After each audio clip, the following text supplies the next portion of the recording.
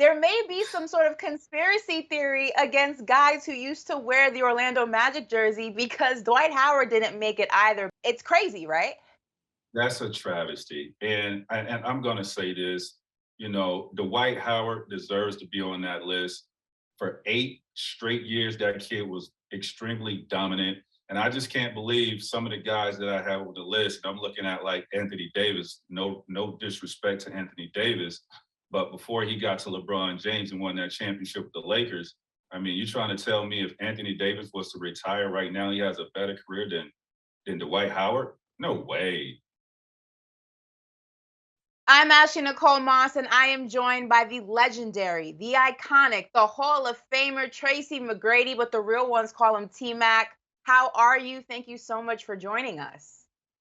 I'm doing well. Exhausted, but I'm doing well.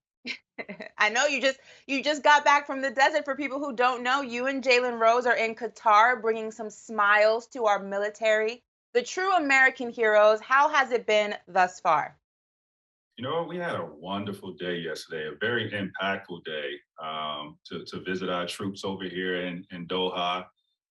Got a great chance to really just interact and have a Q&A, shoot around some hoops, and go on some of the planes. I mean, it was just as fun as for us as it was for them. And it was Veterans Day, so what a great turnout and a great day for everybody.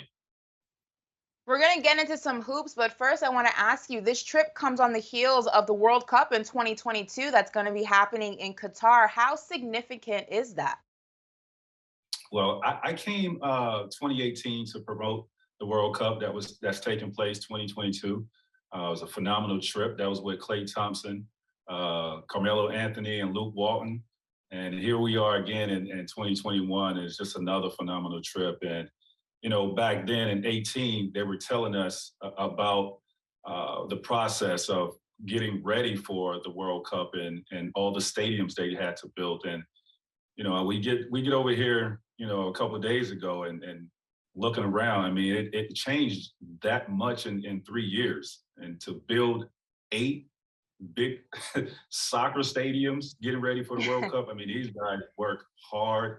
They do a great job of putting events on, and Doha is really becoming the sports capital of the Middle East. I mean, you guys, if you haven't been over here, it's a beautiful place. One of the richest places you'll ever visit. Great people and great food. So I advise that you guys, take some time out of your schedule and take a trip to Doha. Listen, if it's T Mac approved, I'm definitely gonna find my way out there. But I'm sure they appreciate your presence immensely. But to get into some basketball, I actually recently sat down with Penny Hardaway, someone you refer to as your Michael Jordan, and the reason you wear or you wore number one. Now, he was very vocal with me about, one of the biggest narratives about him that are unfair is that he wasn't one of the best players to ever play the game, and he was snubbed from the NBA 75. Why do you think that is, and how do you feel about it? Well, Penny, yes, is my Michael Jordan. I mean, that was my guy. I raced home to watch his games whenever he played. I just, I think because he didn't do it for that long. He had 4 really great years, and he started having knee problems. So I think it's probably the longevity is what really kept him off. But when he was healthy, there was no doubt behind Michael Jordan. I mean, Penny Hardaway was the best player that was on the basketball court other than Michael Jordan. So my favorite, a lot of guys' favorite, but that's probably what kept him off. There may be some sort of conspiracy theory against guys who used to wear the Orlando Magic jersey because Dwight Howard didn't make it either. It's crazy, right? That's a travesty. And I'm going to say this, Dwight Howard deserves to be on that list. For 8 straight years, that kid was extremely dominant. And I just can't believe some of the guys that I have on the list. I'm looking at like Anthony Davis. No disrespect to Anthony Davis, but before he got to LeBron James and won that championship with the Lakers, I mean, you're trying to tell me if Anthony Davis was to retire right now, he has a better career than Dwight Howard? No way.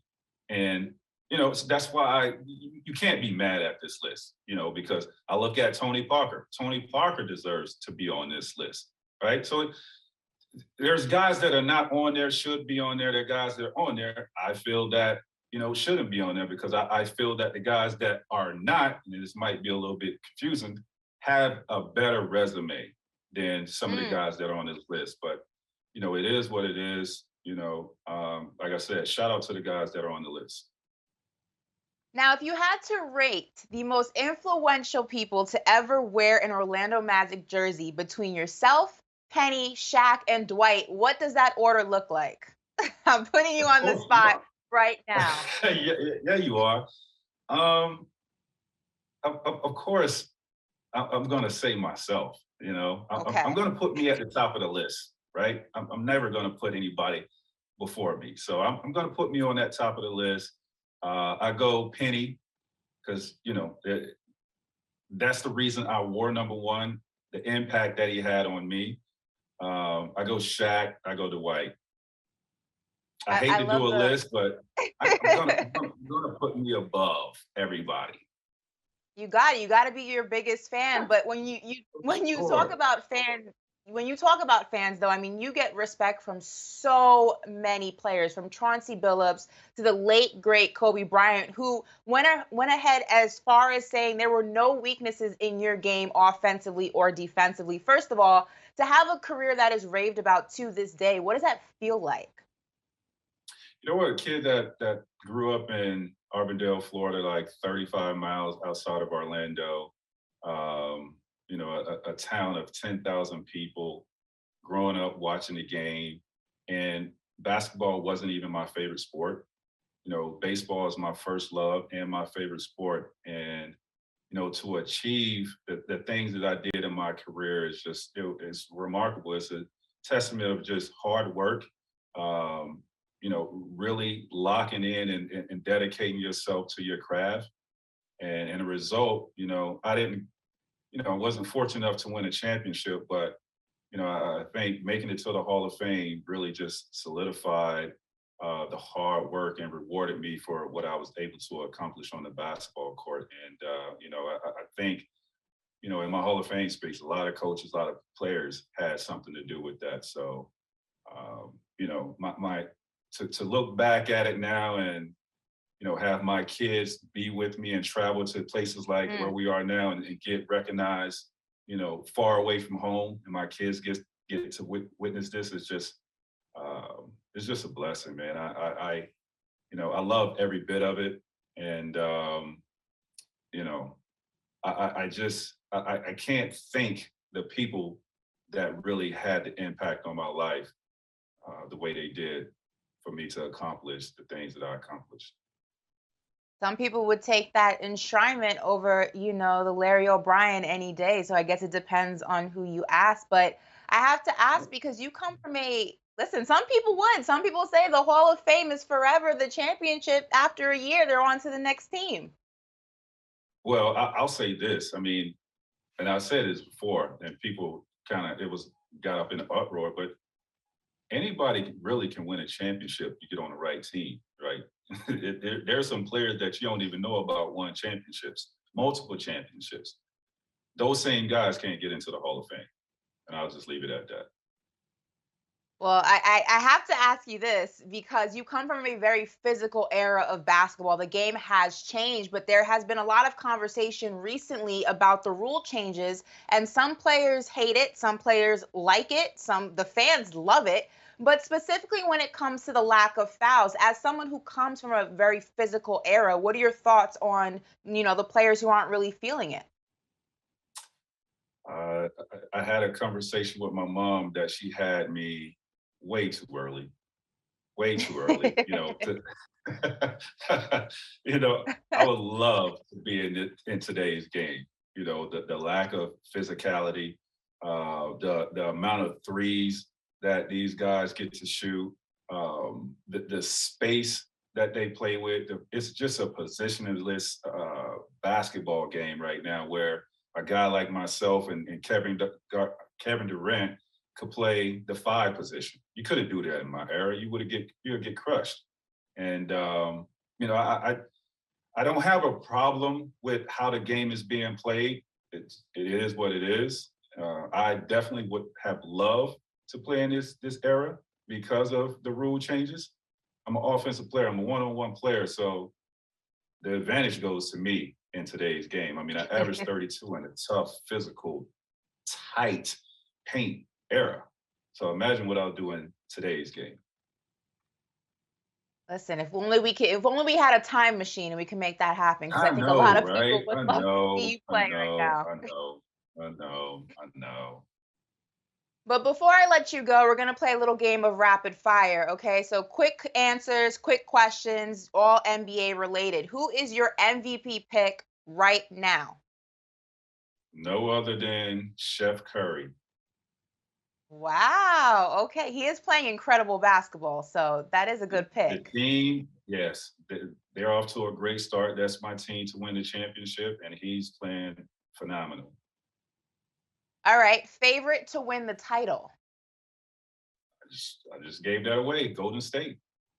Wow. Okay. So no faith in the Lakers. You're going on the Golden State Express and you're going with Chef Curry and Klay Thompson when he comes back. For sure. Have you seen him play yet? I listen. I've been watching. I people kind of tried to get me, in trouble when I said the Warriors, but I'm glad that T Mac agrees with me Hey, because I said you the know what? Warriors. You know your basketball then if you said the Warriors. They're tough. They're tough to guard because they move the ball, just very, very disciplined and unselfish basketball team. And that's not they're doing that without Klay Thompson. So imagine when he comes back, it is gonna be a show to watch. Mm. How should the Sixers handle the Ben Simmons situation? Trade him. It's just that simple. Simple. Trade him. Where to? You Any said rapid preferences? fire. Huh? Any preferences for you to trade him to? Best situation? Anybody, anybody that wants him. Anybody that Okay. wants him. Nice and easy. Okay, will Russell Westbrook work for the Los Angeles Lakers? To win a championship? To win a I mean, championship. what you mean work now? We got to be Will they specific will on they this. will they will they figure it out? Will he be able to gel with the way that team is constructed? Will they ultimately have to move him? Will he figure it out? I think what's best for Russ and what's best for the Lakers, they should move him. Okay. And lastly, will we see Kyrie Irving this season? Oh, you saved the best for last. I like that, Ash.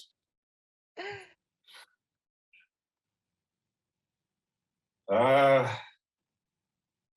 if New York City don't change their laws, we won't see him. Wow. All right. Rapid fire. You're off the hot seat. T Mac, I thank you for taking time out of your busy schedule, your very important trip, and I hope to speak to you soon. It's been a pleasure. Thank you, Ash. Appreciate you.